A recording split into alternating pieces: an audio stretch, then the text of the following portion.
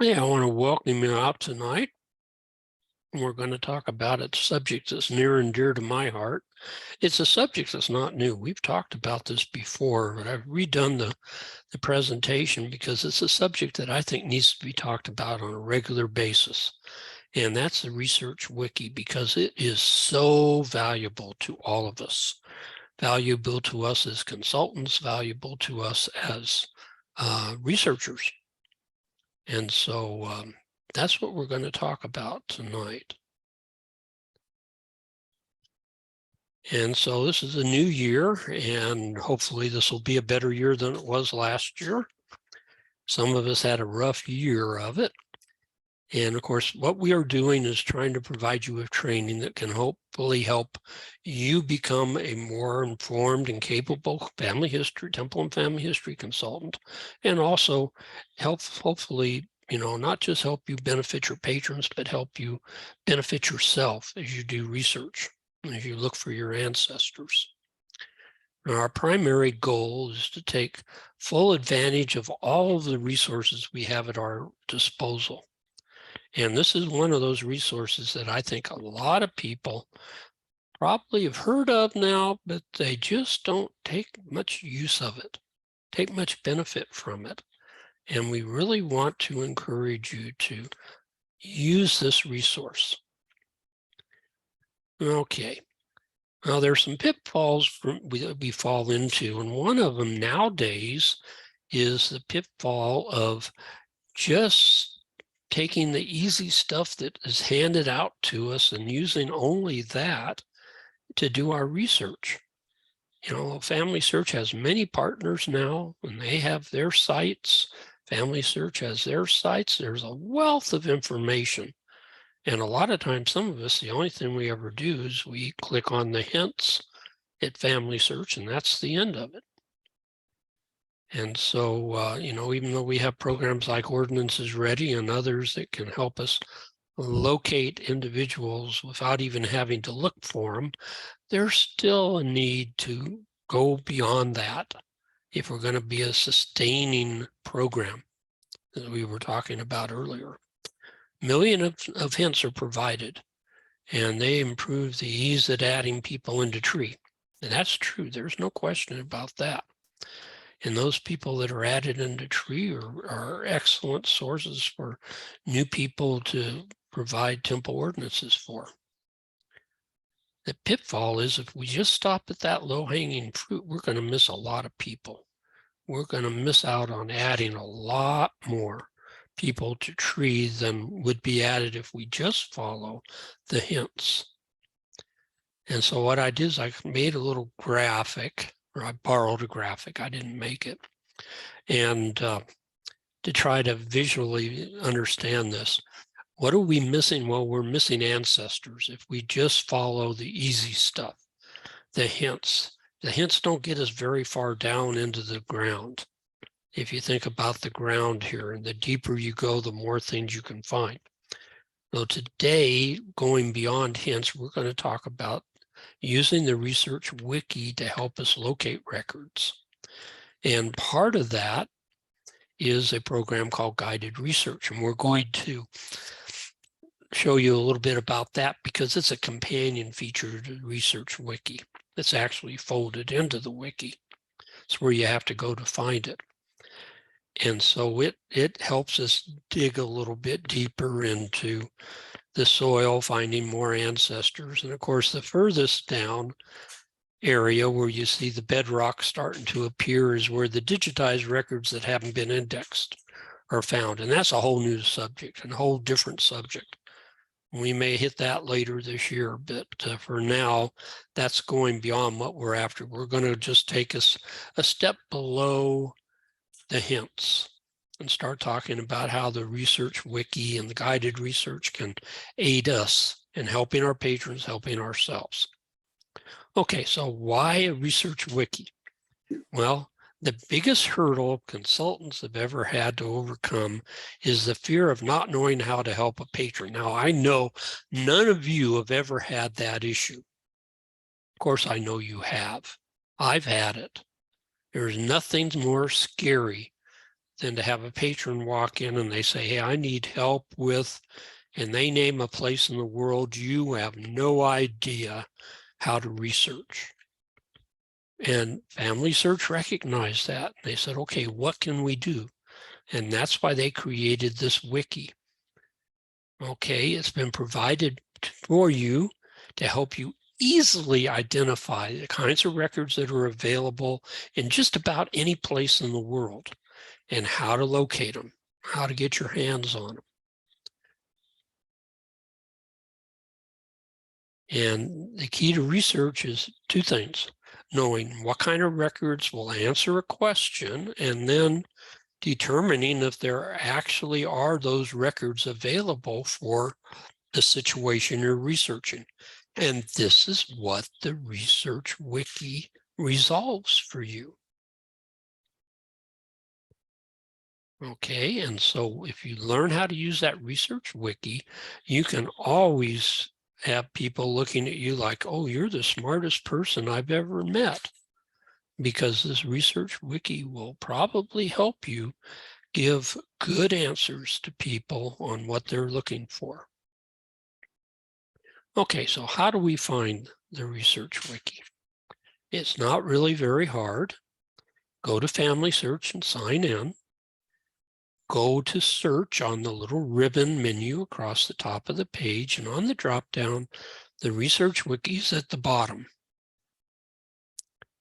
And when you click on it, this is the page that now comes up. And you're going to want to do a search. You want to find out information about something. We'll talk a little bit more about the actual searching. This screen just tries to show you that you have several different ways to actually search on this page. They've got a redundancy of ways to search. And so you can search by going to the box up at the top and typing in what it is you're looking for. There's also a search box in the middle of the screen. And then there are continent names all over the screen, and those are hot links. And if you click on North America, it will then give you the names of the countries in North America, and you can click on one of them. And I didn't even mention there's actually a fourth one right smack dab in the middle where it says list of all localities. And you can click on that and you'll get a list longer than you want to have. But there are several different ways to search on this page. Everything will take you to the same place ultimately, where you want to find something. Okay, so what are we searching for? That's the important thing to understand about the wiki. Most of the time, not all the time, but most of the time, you're going to be searching a locality.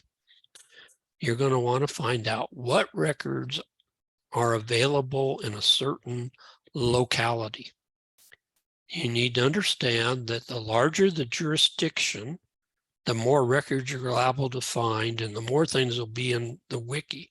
In other words, at the city level, you're probably not going to find very much. If you go to the county level, there'll be more.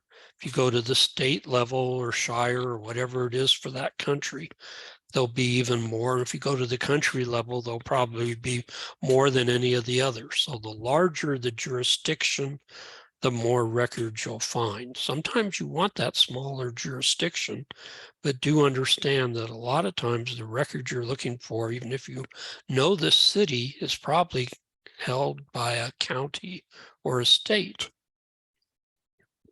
So in other words, to find a birth record in Maine, we're going to search for Maine, and then from the Maine research page, we would go to Maine birth records, or we could just put in one of those search boxes, Maine birth records, and it would probably take us right to the page we want. Okay, we can also search by subjects. You don't have to do localities. They have information on subjects. Things like, I just put down some things, for example, Creek Indians, French and Indian War. They have articles on wars and the records that are pertain to them. Or you could look up an article on immigration records and it'll help explain a little bit about how that works. Or DNA or adoption records. You name the subject and there's probably an article in the wiki on it.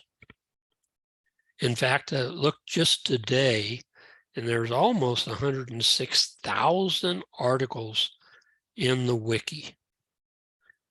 And so there's articles on a lot of stuff. Now, some places still aren't covered very thoroughly, but other places are covered extremely thoroughly. And the bottom line, though, and I put that at the very end of this page, I had to put it somewhere, is the fact that you're going here not to find the name of your ancestor. You're going here to find where the records are that will name you your ancestor. So you have to understand that this isn't the place you go to find John Jones.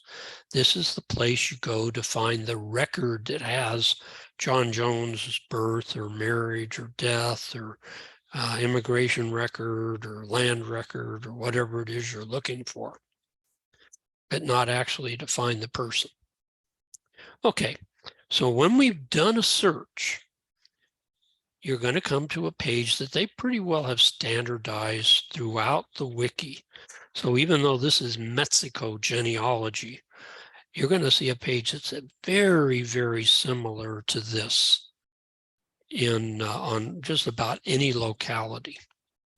And you're going to see certain things on all of these pages. One of them is how to get started with Mexico research. Here's where you go if you don't know what to do. You stop right there and start reading, and it will help you understand what to do. Now, once you've got a little hand on how to get started, you're going to be able then to need maybe some research tools. These will vary from country to country, state to state, county to county, depending on what is available and what works for that area.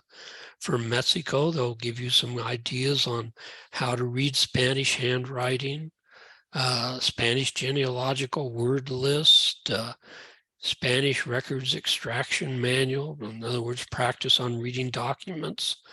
There's a BYU class on tutorial on how to read documents, and a Spanish letter writing guide. So there's a bunch of things for Mexico that fit Mexico very well. Over on the right-hand side, you're going to see a list of record types. And if they're not blue, these blue links are all hot links. They all click and go to something. In this case, the censuses mean censuses for Mexico, church directories in Mexico, church records in Mexico, civil registration in Mexico. If you click on those, it's going to take you to an article that explains those records, tells you when they're available for, how to get them, and things like that. In addition, you're going to see over on the left-hand side a really nifty thing, the Mexico Online Genealogy Records. And we'll talk about that and show you a screen of this in just a minute. It's a place where you can find anything that FamilySearch has found about that country in their genealogy records so that you can go there to find them to search. And then also a link to Ask the Community, a place where you can go to get some actual help. And then in addition to that, now this is the country of Mexico, there's a clickable map of Mexico showing you all the counties, states, I should say, of Mexico. And you click on them and it will take you to a page on that state, like Baja California. There'll be a Baja California genealogy page, like this page, but just for Baja. And you'll be able to look up things for there. If they don't have a map, they'll have a list, a clickable list of names. Okay, so that's what's on a typical page. So let's look at some of these specifics. Getting started.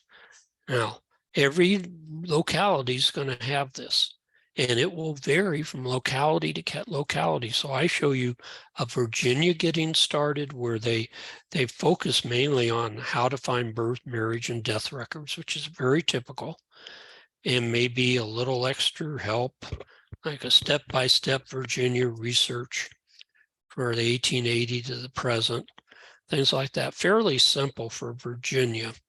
And most of our states will look very much like that.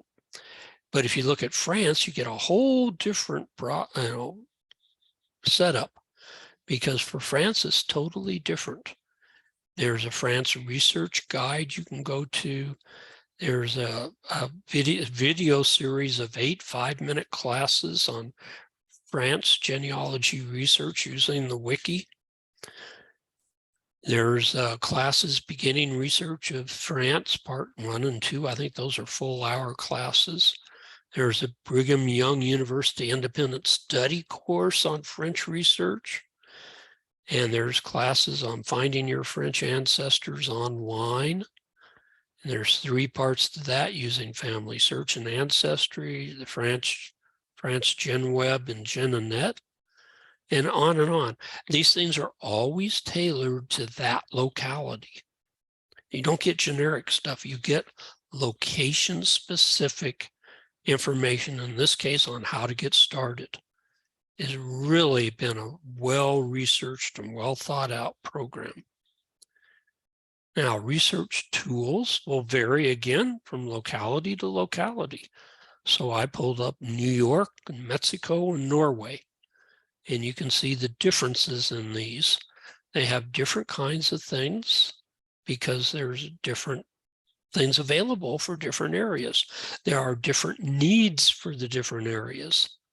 Obviously, in Mexico, you have that need for reading, writing, and Spanish. When you go to Norway, now we're talking Norwegian and Latin. And in Norway, you need probably to know the regional group, regional areas, the parishes that are there, and then, of course, the language issues. And feast days, because many of their records will reference feast days, and you need to know when they are, because some were fixed and many were movable. So they were on a different day every year. The other topics, those fit the library catalog. They're pretty much along the lines of that. Actually, before they get to the record types, they'll show you again beginning research, which is a little bit of redundancy, but they really want to make sure you realize there's some information here for beginners. And then the actual record types are there. Like I said, these are the catalog, the library catalog titles for the different classifications of records. If they are not blue, those are actually blue. They don't look very blue in this picture, but they are. If they were reddish in color, that means they're not a hot link and there isn't anything there. If you go to some of the smaller foreign countries, you'll see that happen a lot when there's no records, for like immigration records or census records or something like that. You'll see several of these things that'll be reddish, and that just means there's no article there yet. And then there's down below the record types, you have background and cultural groups. So there's some links there that will give you some background information, in this case on Pennsylvania, and cultural groups from Pennsylvania, Swedish Americans being one of them. And then local resources, so that if you wanted to know what libraries were available there, or what societies, or what family history centers were located in that area, you could go to these links and find out. So they try to provide you with a lot of ways to go, not just where the records are, but other information too. Now, online records. This is really neat.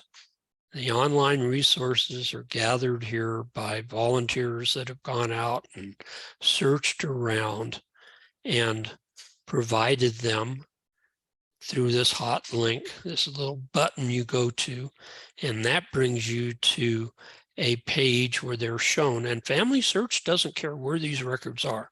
FamilySearch isn't using the wiki to promote themselves. I mean, they will tell you what they have available and how to use their site, but they're willing to put things up from anywhere online. And so you'll see a lot of records from other sites, and many of them that are pay sites. And so if the site is a pay site, you'll see the little dollar symbol. and you'll see a list. Now, this particular list would go down to the floor and then across the floor for a ways. It's a huge, long list. And it shows everything they've been able to identify on all those topics that you remember seeing back on the other page, where they had like vital records and land records and immigration records and on and on and on. If you don't learn anything else, just look at how many things you see there on the screen under births. There's not one thing to look at if you want to find a Pennsylvania birth. I see 7 right there, and there's actually more below that. When you look at land records, it's the same thing. You see several there, but it goes beyond that. If you don't learn anything else, it's that there's a multitude of sources that you can go to online for the same thing. And you might think, well, that's kind of dumb, that redundancy. But it isn't, because sometimes some places have, one site might have certain parts of the data set missing, and another site has that, but they have something else missing. The one site might index everything on the record, and the other site might only index a couple of things. The indexers at one site might have trouble reading one name, and on the other site, they read it correctly. So it's really nice to have multiple places to look for the same thing. And this helps you to know where all those multiple places are.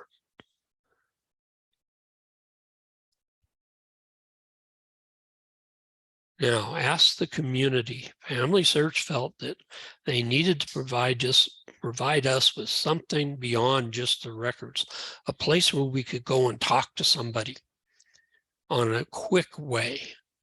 Now, they have other things. They have the 20-minute visitations and things like that, or you can drive to Utah and go to the library there, or come over to the Family History Center, or you can go and click on Ask the Community, and in that column where the red box is, they have different groups in a program called Community at FamilySearch, where people are there to answer your questions. And so you can go there with your research needs.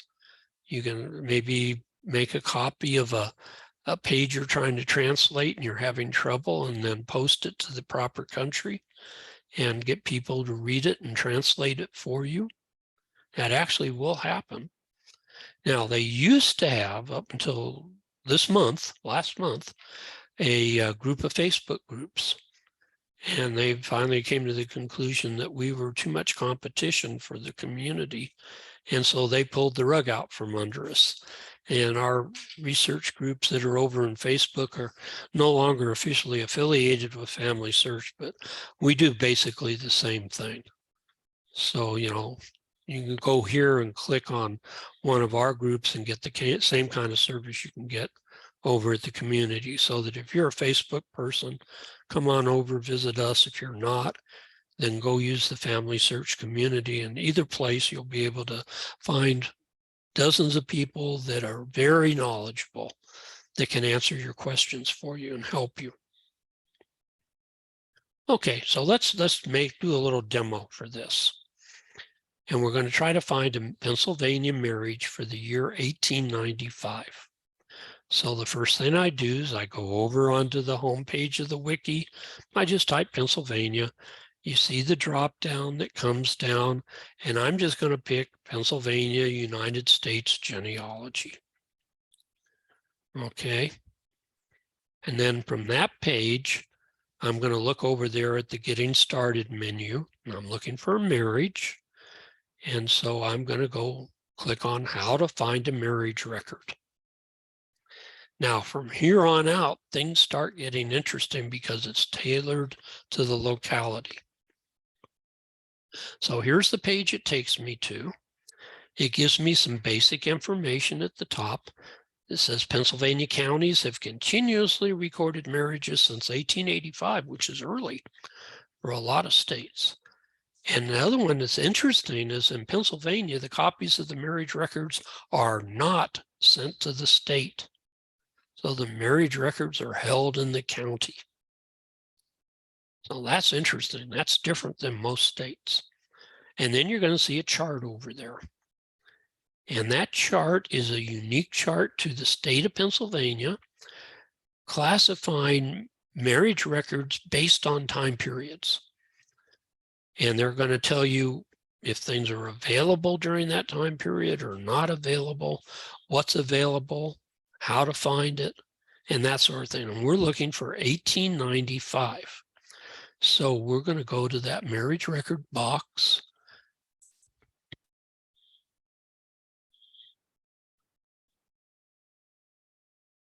We go to that marriage record box and go to the 1885 to present category.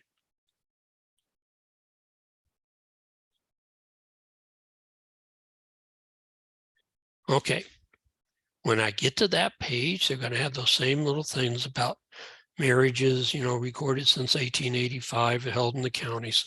And you're going to see a bunch of columns here, a lot of boxes to look at.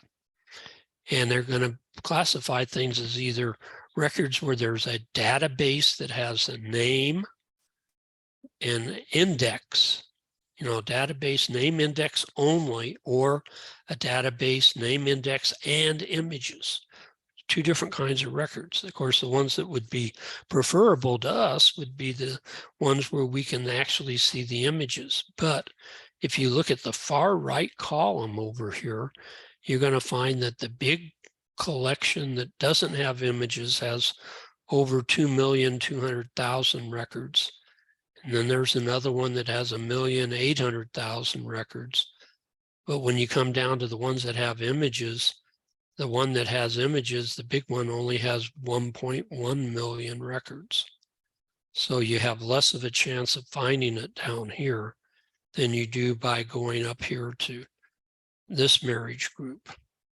But all those hot links will take you to the record set that you want. And if you don't find it in one, go try the next.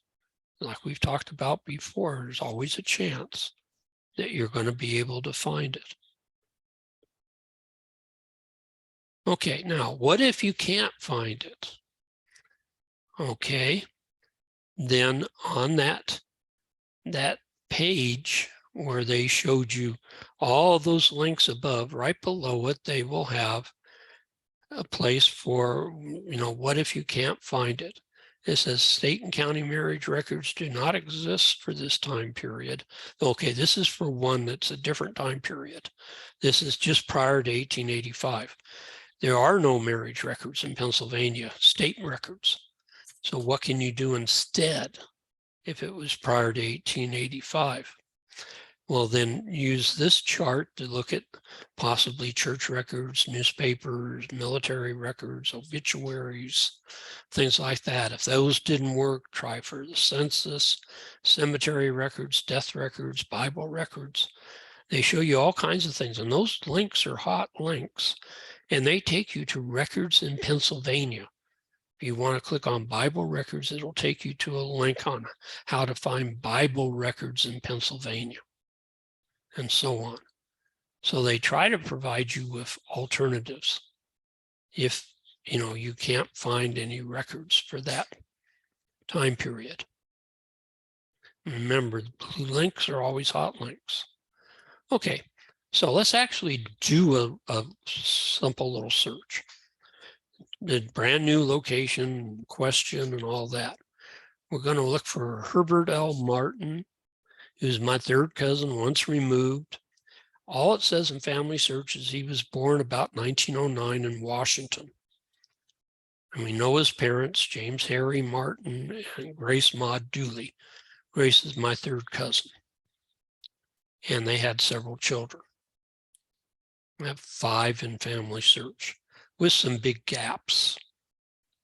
There's probably other children, but they don't show them. So he has no hints. Well, that's not going to help us. So, and when I first click on FamilySearch to see what records they have on him, I went over in the right-hand column and clicked FamilySearch under records, and nothing came up that appeared to work for him. So I'm up at creek. All I know is I'm working in the state of Washington. So we need to try to find birth records for them. So I go to Washington, genealogy page to birth records. They had a category for birth records from 1907 to the present. Herbert was born in 1909. Okay. So it says there's limited births may be found in the following databases. Try each link. If you don't find your ancestor's birth or you want to order a copy of a certificate, then contact the Washington State Department of Health. So the first thing they recommend is that you try the Washington State Digital Archives. So we try that, and I get nothing, because it just so happens that King County, where they lived, only had 1907 records and nothing after that. So that didn't do me much good because I needed 1909. Notice how it said this. It said there are registers and returns from 30 counties, principally from 1891 to 1907, with limited records up to 1938. So when you look at this, you really don't get the whole picture. So that didn't work. So the second try is to go down here to Ancestry. Fortunately, we have that free account, and go to Washington births there. And so that's what we'll try. Now you're going to notice something here. I'm going to do a very limited search. It's basically a parent search. I'm not even going to put his first name in. Why? Because I know when I found my dad's birth records in 1909, 1908, there was no first name. It just had Givens, male child. And so I'm thinking, you know, I bet you there's a lot of records like that. So let's just leave that blank for first name, put Martin for last name, put Martin for the father's name, last name, and then we know the mother's maiden name is Dooley. And so according to the way this search engine is set up, we know there's going to be a mother's name in there, or should be. And so I'm going to do basically just search for mom and dad. And when I do that, I come up with 4 results. And these are all children of Harry and Grace. Even though the bottom one, which is the guy I'm looking for, Bert is Herbert. I have Herbert L, and his actual birth record was Bert Lindell. His father's listed as James Henry, when it's really Harry. So his name is probably really James Harry. And Grace Dooley is probably really Grace Maud Dooley. But now I have Bert's full birth date and the county where he was born. The first guy up here, John Henry Lewis Martin, Martin, was also in my list of children as John H.L. Martin. I now have a full birth date for him and the county. Now there's 2 children here with no names other than their last name. And they're born in 1915, 1916, and they don't match anybody in my list of children. These are 2 kids that, for whatever reason, didn't get put into FamilySearch. And I want to know if there's any more we can do about them. Now, I'm over at Ancestry, which is cool, because I can click on the View Record and see if there's anything else that goes with this record that will help. So first I found Bert, and I found the other guy, but now here's one of those 2 records with no name. It just said Martin and gave a date of birth, and it was a female. But if you look on the page where that transcription is found, there are a couple of hints in Ancestry. One is a find a grave for a Margaret Juanita Martin, and the other one is for a Washington State death record. And if I click on that death record, the transcription pretty well verifies this is my person, because her name was given as Margaret, born about 1916, 10th of December. That's only 20 days short of 1916. She died in 1919 at the age of 3. and she died in Falls City, King County, Washington. And the parents are the parents that I expect. So now, with just finding that one record over at Ancestry and then looking at the transcription page and the other hints that are there, I now have her name, her birth, her death. That's a name that can be taken to the temple. And for the other child, the same thing happened. It was a child born the 9th of September. His name turned out to be Percy. On the death record, he only lived to the 2nd of October, didn't even live a month. So sad, died in the same town, Falls City, King, Washington, and the parents are the right parents. So it really wasn't hard using a little bit of information that the wiki provided us, adding a couple of new children, filling out the complete records on 2 other children in that family. Now, the other program is called Guided Research. And Guided Research was developed because FamilySearch and the brethren in Salt Lake felt like people needed, I'm really reluctant to say it, but they want a Research for Dummies program. They want a program that is so simple, anybody could use it and not be afraid. And so that's pretty much what happened. They tried to develop a program called Guided Research that will help, especially beginners or any of us that want to use it, have a simple portal for searching just the vital records, birth, marriage, and death records for localities that have a lot of records online. Not for everywhere in the world, just those places where they have a lot of records online and they are transcribed. And so this is an ongoing program. It's growing all the time.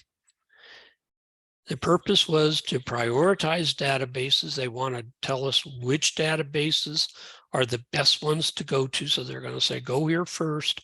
If that doesn't work, go here second. If that doesn't work, here are some others.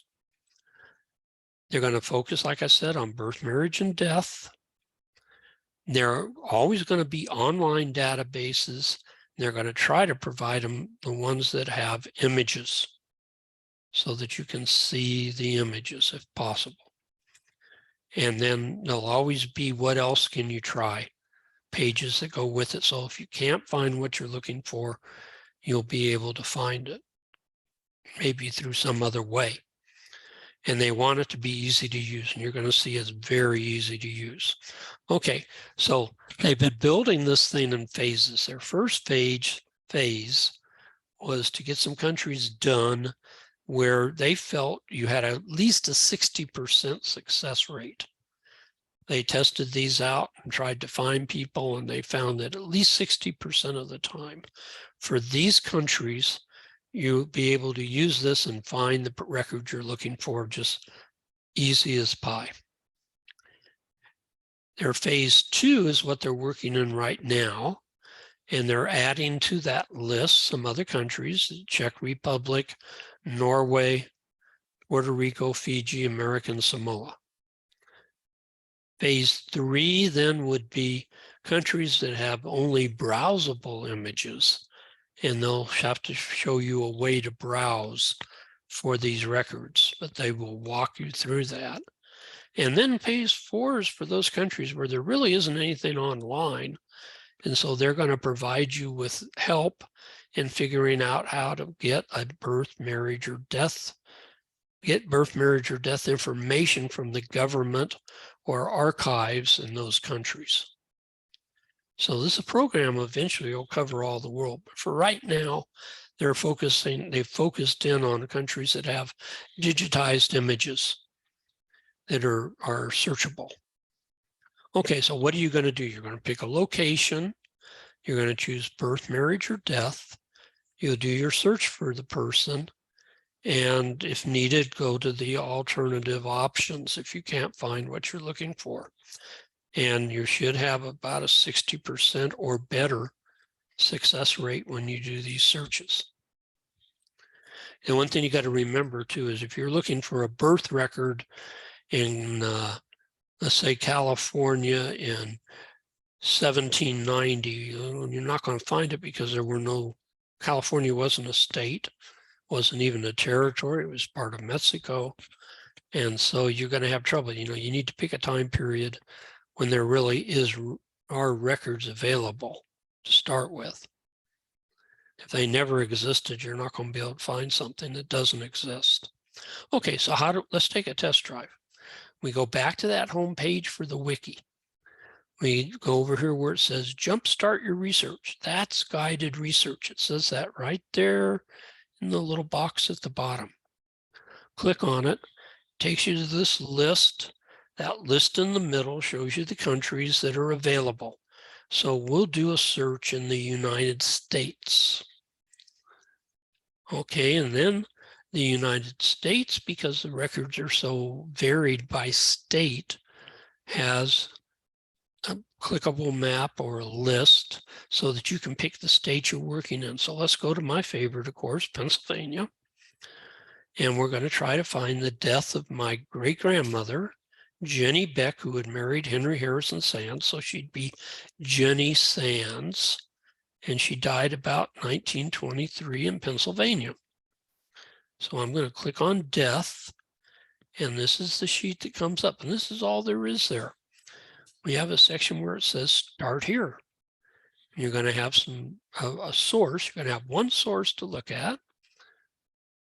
And then if that doesn't work, we'll go down to try this.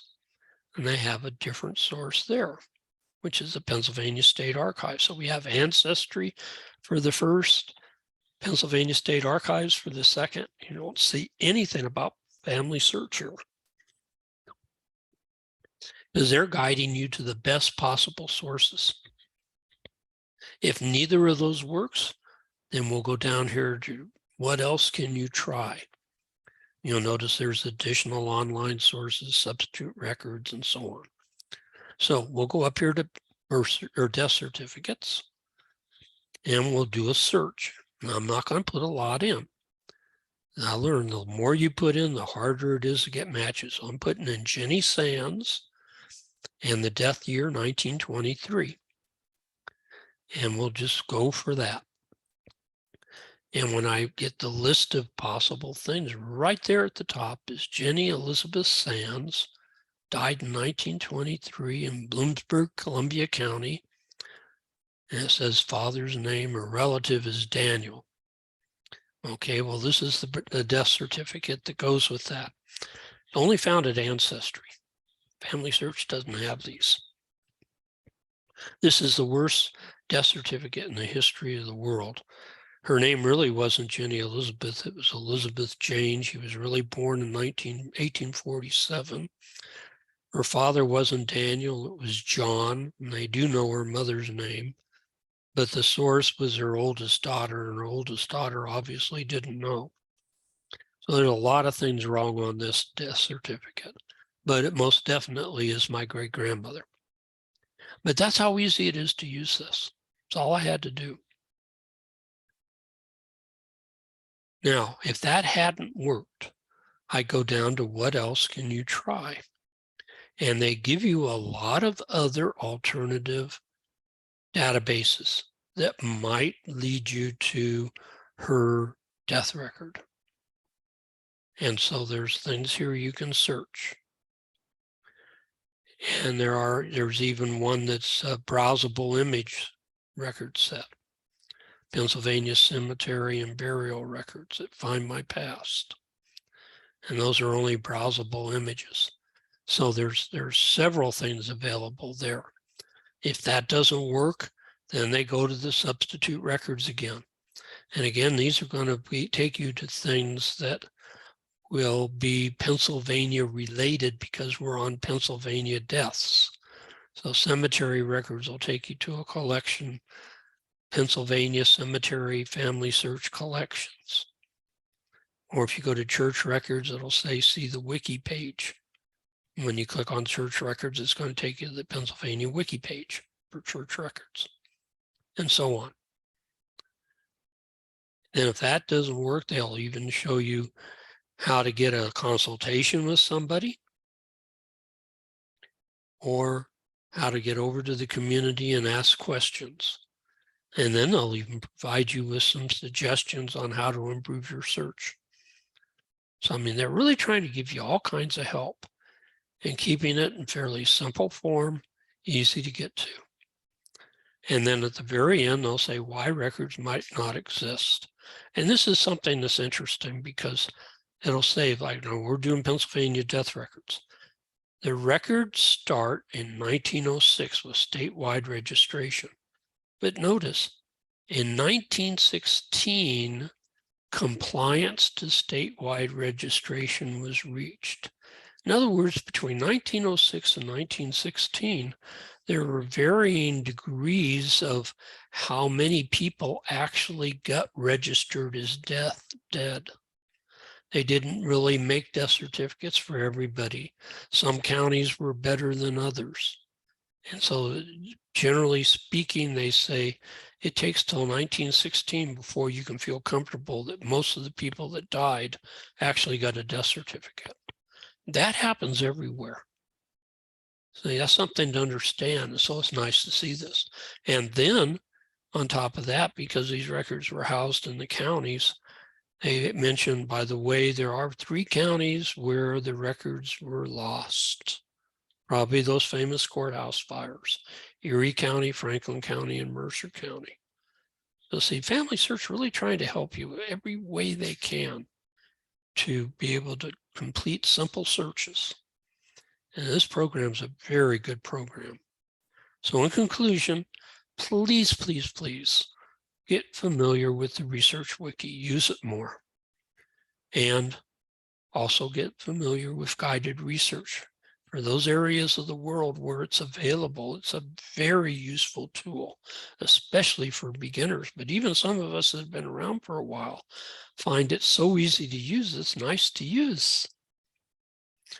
Okay, questions? I will turn off the recording.